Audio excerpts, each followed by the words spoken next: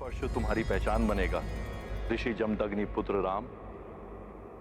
आज से तुम परशुराम के नाम से जाने जाओगे।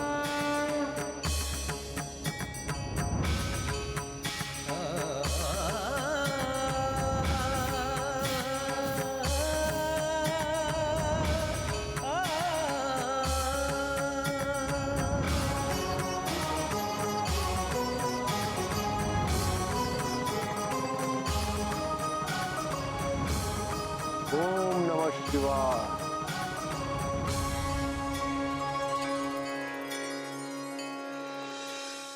गुरुदेव, आपकी इस विशेष कृपा के लिए आपको कोटि कोटि प्रणाम। ये परशु सदैव अन्याय एवं न्याय के अंत के लिए तत्पर रहे। कल्याणमस्तु। फिर क्या हुआ माता? क्या प्रभु श्री परशुराम ने भोले बाबा से युद्ध कला का प्रशिक्षण लेने के पश्चात उस अत्याचारी राजा कार्तवीर्य का वध कर दिया? पुत्र, शक्ति प्राप्त करने का ये अर्थ नहीं है कि अकारण किसी का भी वध कर दिया जाए। दीर्घ गंभीर रहने वाले प्रभु परशुराम को भविष्य में एक कड़ी परीक्षा का सामना करना था। प्रशिक्षण पूर्ण करने के पश्चात प्रभु परशुराम अपने पिता ऋषि जमदग्नि के आश्रम में यज्ञ अनुष्ठान एवं पूजा अर्चना करते हुए शांतिपूर्वक जीवन व्यतीत करने लगे। माता, ऐसा क्या हो गया था जो प्रभु श्री परशुराम जी के शांत जीवन को अशांत कर गया? एक दिन ऋषि जमदग्नि ने प्रभु परशुराम की माता देवी रेणुका को यज्ञ के लिए नदी से स्वच्छ जल लाने को भेजा। देवी रेणुका अपनी पवित्रता एवं पतिव्रत धर्म के लिए विख्यात थी। उनके पतिव्रत धर्म की तेजस्विता इतनी प्रखर थी कि वे कच्चे घड़े से भी पानी भरकर आश्रम ले आती थी और घड़ा कभी फूटता नहीं था। किंतु उस दिन ऐसा नहीं हुआ।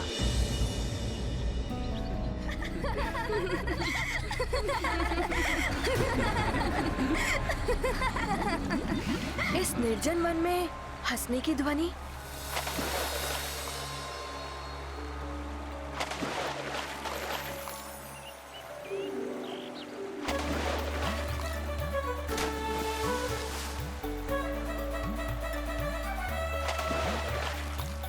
प्रतीत हो रहा है कि कोई गंधर्व है जो अपनी स्त्रियों के साथ जल क्रीड़ा कर रहा है।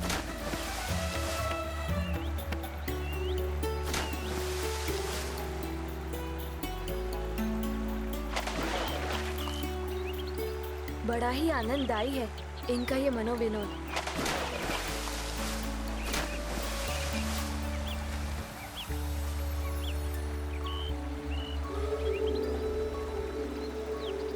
ऐसा आनंद तो मेरे जीवन में कदाचित ही कभी आ पाए।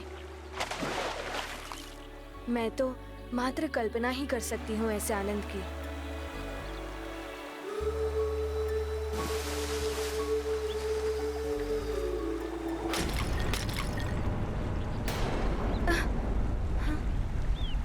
ये क्या हो गया? आज ये घड़ा कैसे फूट गया?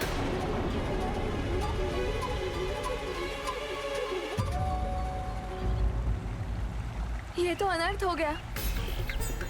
अवश्य ही ये गंधर्व की स्त्रियों की क्रीड़ा से मेरे मन में जो विकार उत्पन्न हुआ था, कदाचित ये उसी का परिणाम है। अब मैं चल कैसे ले जा पाऊंगी? क्या कहूंगी स्वामी से?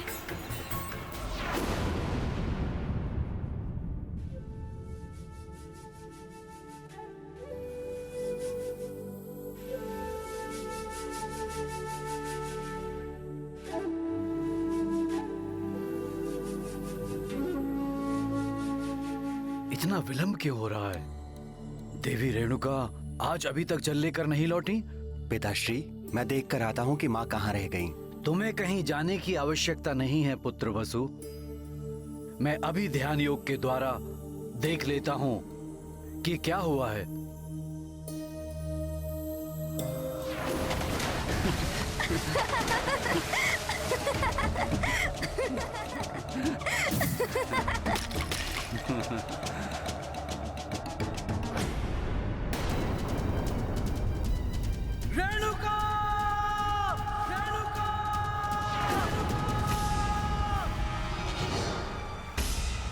तो स्वामी का स्वर है। प्रतीत हो रहा है कि वो अधिक ही क्रोध में है। कहीं मुझे दंडित ना करे।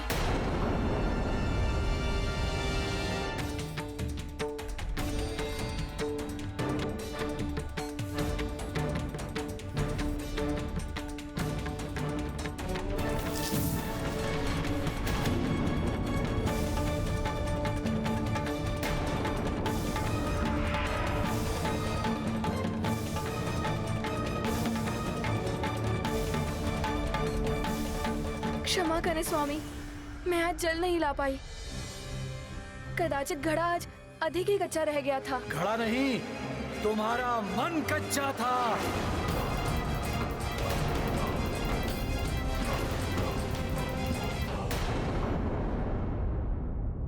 जब मन ही दूषित हो गया था तो तुम स्वच्छ जल कैसे लाती? नहीं स्वामी, मुझ पर विश्वास कीजिए, मैं अभी अग्नि की भांति पवित्र हूँ। ना जाने ये कैसे हो गया। बस, बस, बस।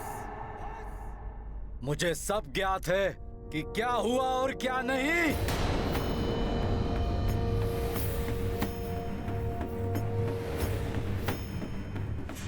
रूपवान, सुखेन, वसु, विश्वास, पुत्रो, ये स्त्री जो तुम्हारी माँ है, इसका मन दूषित हो गया है। सब कुछ जानते हुए भी मिथ्या संभाषण किया है इसने। ये दंड की पात्र है। अतः आगे बढ़ो और अंत कर दो इस स्त्री का।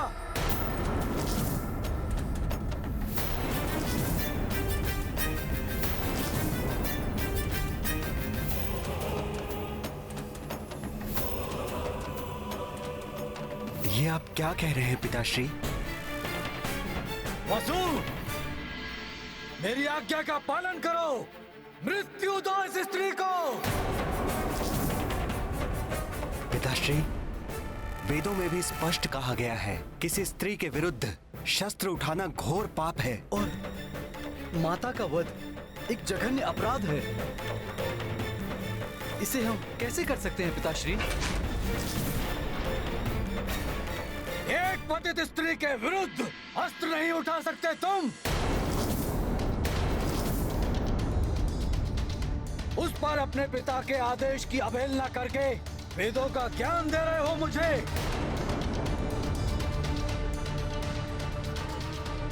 वेदों में तो यह भी लिखा है कि अपने पिता की आज्ञा का पालन न करना घोर पाप होता है। पिता के आदेश की अवज्ञा करने वाले पुत्रों, दंड के पात्र हो तुम सब। मेरा आदेश सुनकर भी तुम सब शिला की भांति मौन एवं स्थिर रहे। मेरा श्राप है तुम सबको, इसी क्षण शिला में परिवर्तित हो जाओगे।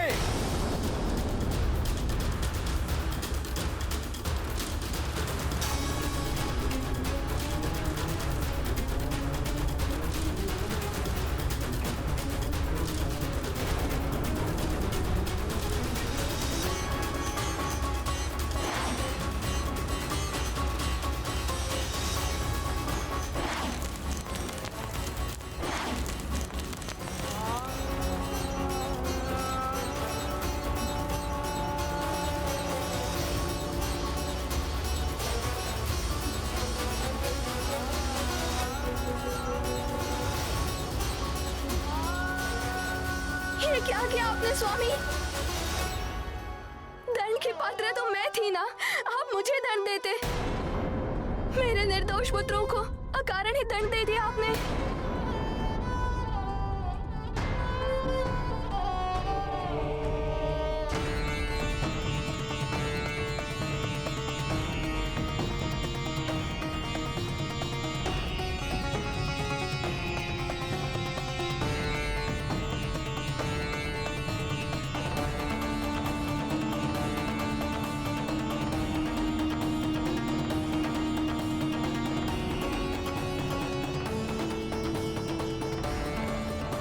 प्रणाम पिताश्री। प्रणाम मां।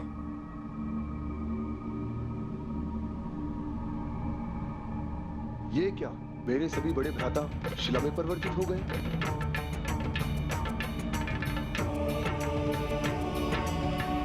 और माँ का मुख भी अपराध बोध से मलिन प्रतीत हो रहा है। पिताश्री, क्या हुआ? ये सब? राम, पतिव्रत धर्म से पतित हुई अपनी माँ का वध कर दो।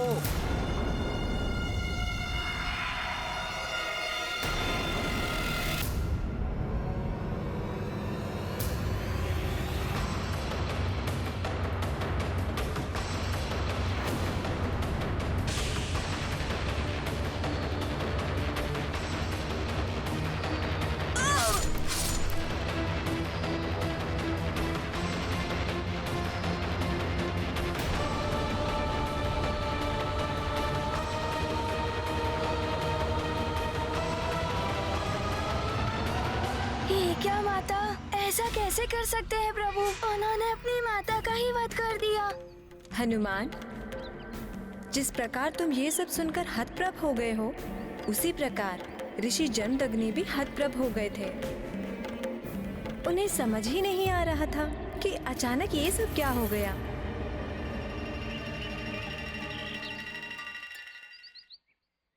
ये क्या हो गया राम? मैंने तो क्रोधित होकर आदेश दिया था और तुमने अकस्मात ही। पिता के आदेश का पालन करना पुत्र के लिए सर्वोपरि कर्तव्य होता है। पिताश्री, आपने मुझे बाल्यावस्था से यही तो सिखाया है और शास्त्रों में भी यही नीति है। इसीलिए मैंने एक क्षण भी नहीं सोचा। ये जो हुआ दुखद हुआ, किंतु तुम्हारी पितृभक्ति, मेरे प्रति तुम्हारा समर्पण एवं विश्वास अतुलनीय है। मेरे आज्ञाकारी पुत्र राम, तुम अब मुझसे अपनी इच्छा अनुसार वरदान प्राप्त करने के अधिकारी हो गए हो पुत्र। तो वरदान में मुझे मेरी माँ का जीवन और मेरे भ्राताओं की पूर्व स्थिति चाहिए। पिताश्री, मुझे विश्वास है कि आप अपने तपोबल से उन्हें जीवन प्रदान कर सकते हैं। उचित है पुत्र।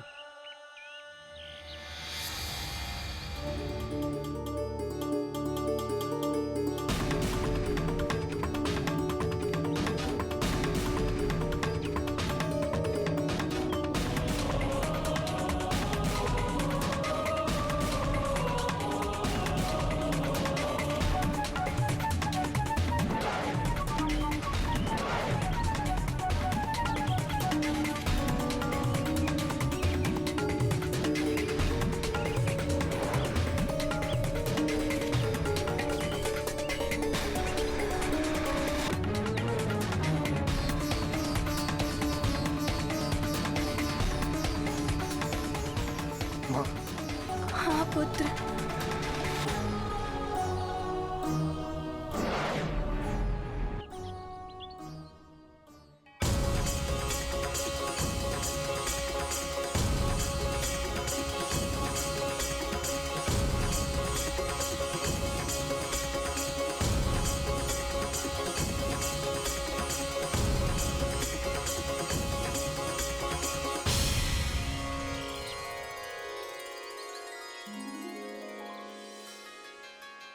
पुत्रों,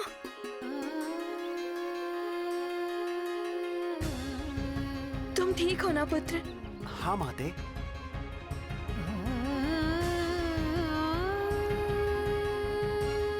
अब आप सब ठीक हो भ्राताओं।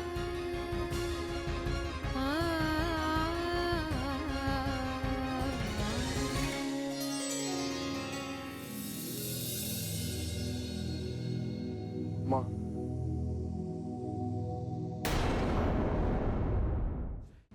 मुझे मेरे कृत्य के लिए क्षमा कीजिए माँ। मुझे दुख है कि एक पुत्र होकर मैंने। पुत्र,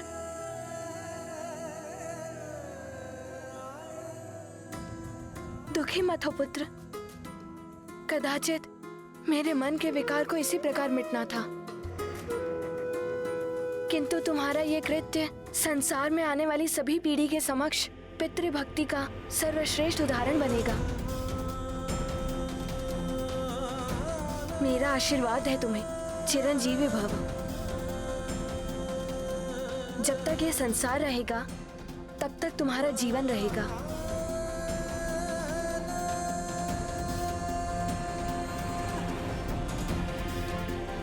पुत्र,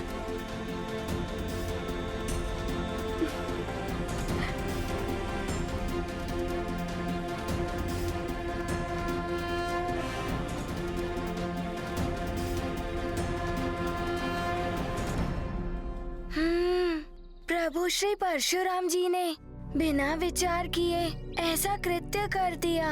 मैं तो ऐसे कृत्य के बारे में अपनी कल्पना में भी नहीं सोच सकता माता। परशुराम के ये कृत्य एक पुत्र की कर्तव्य निष्ठा का चरमोत्कर्ष है हनुमान। कि पिता के आदेश का पालन करने में किसी भी प्रकार की सोच विचार की आवश्यकता नहीं होती। उन्होंने जो किया वो कल्पना से परे था, अपितु उन्हें जो प्राप्त हुआ वो कल्पनातीत था। फिर क्या हुआ माता? सहस्त्र भुजाओं वाले राजा कार्तवीर्य से परशुराम जी का सामना कैसे हुआ? ऋषि जमदग्नि अपने परिवार के साथ सुखद समय व्यतीत कर रहे थे। फिर एक दिन प्रभु परशुराम वन में लकड़ियां लेने गए हुए थे। उस समय क्रूर राजा कार्तवीर्य अर्जुन अपनी सेना के साथ उनके आश्रम के निकट से निकला और आश्रम को देख वे अशिष्टता पूर्वक अपने सैनिकों के साथ उसमें प्रविष्ट हो गया। देवी रेणुका ने अपने राजा का सत्कार करने के लिए उन्हें भोजन ग्रहण करने को कहा। उन्होंने स्वयं और अपने संपूर्ण सेना के लिए 36 प्रकार के भोग की मांग कर डाली और देवी रेणुका ने उन्हें उनकी इच्छा अनुसार भोजन कराने का वचन दे दिया। माता, ये देवी रेणुका ने कैसा असंभव सा वचन दे दिया था राजा कार्तवीर्य को। सहस्त्रों लोगों का भोजन, वो भी 36 व्यंजन। ये एक आश्रम में कैसे संभव हो सकता था माता? सहस्त्रों लोगों का भोजन, वो भी 36 व्यंजन। ये एक आश्रम में कैसे संभव हो सकता था माता? पुत्र, तुम्हें स्मरण है मैंने तुम्हें कामधेनु गौ के बारे में बताया था?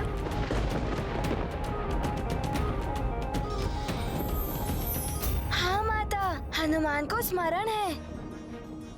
समुद्र मंथन के समय उत्सर्जित होने वाली दिव्य गौ माता, जो भी इच्छा करो वो प्रदान कर देती है। हाँ, वही कामधेनु गौ ऋषि जमदग्नि को प्रदान की गई, जिससे वे पूजा एवं हवन आदि के लिए दूध, घृत एवं अन्य पवित्र वस्तुएं प्राप्त कर सके। उसी कामधेनु गौ ने ऋषि जमदग्नि की सहायता की और वो सब प्रदान किया जो राजा कार्तवीर्य चाहते थे।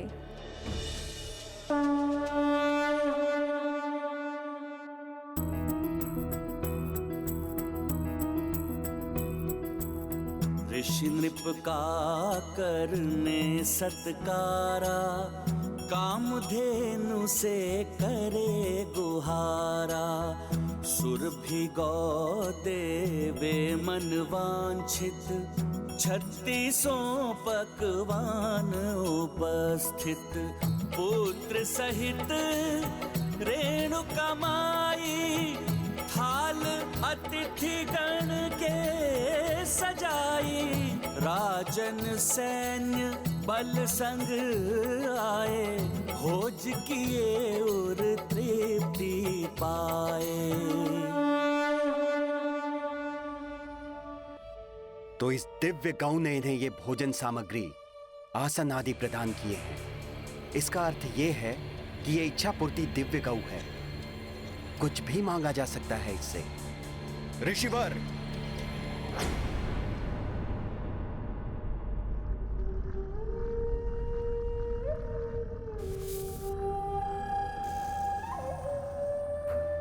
महाराज, आप यहाँ? आप जैसे आश्रमवासी के लिए इस इच्छा पूर्ति गौ का कोई उपयोग नहीं है, किंतु मैं इसका विभिन्न प्रकार से उपयोग कर सकता हूं। मैं इसके द्वारा इंद्रलोक की अप्सराओं से भी सुंदर अप्सराएं प्राप्त कर सकता हूं। क्या कुछ नहीं कर सकता मैं इससे?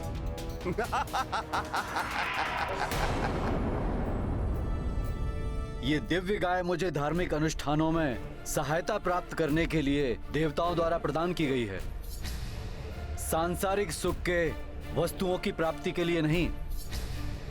ये आपको नहीं दी जा सकती महाराज। महर्षि जमदग्नि, ना सुनने का स्वभाव नहीं है मेरा। मैं यहाँ का राजा हूँ और इस राज्य की हर वस्तु मेरी संपत्ति है। तो आप मुझे ना करने का दुस्साहस नहीं करें तो उचित होगा। राजन, इस आश्रम पर और विशेष रूप से इस दिव्य गौ पर आपका या और ना किसी अन्य का कोई अधिकार बनता है। ऋषिवर,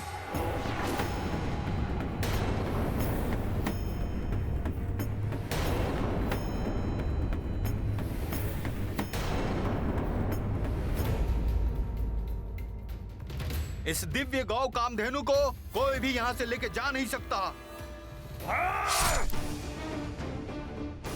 परशुराम! परशुराम! परशुराम!